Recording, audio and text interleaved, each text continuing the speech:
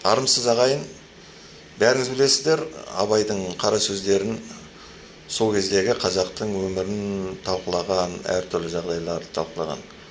Қазір енді заман өзгерді, одан бері сырт халықтардан әртүрлі ықпалы көп болды қазір. Сырт халықтардың, ақ нәсіл халықтардың өркениеті де кіріп кетті, басқа ұлттардың да өркениеті бізге кіріп кетті. Дін жағынан болсын, мәдениет жағынан болсын, тіл жағынан болсын, көп бізге ықпал болды, біздің ұлтымызға, халқымызға.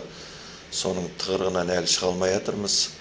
Соның бәрін жинап келіп, қазіргі заман қара сөздерін жазуға уақыт келген сияқты.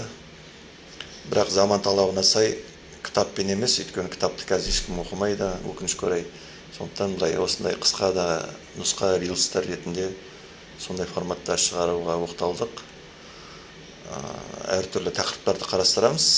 Қысқа қылып, 2-3 минуттан аспайтын қылып, барынша адамдардың несіне, сана сезіміне жетуге тырысамыз, ой өрісіне. Барынша ең сығындыларын аламыз, тақырыптардың. Қандай күрделі тақырып болса да, ең сығындысын, ең сүйін алуға тырысып, сондай материалдар шығарамыз. Қабыл алыңыздар, енді барынша қолдан келгенше жалпақ тілмен, бәріне түсінікті тілмен айтуға қолдан келген барлық жағдай жасаймыз. Ал қабыл алыңыздар.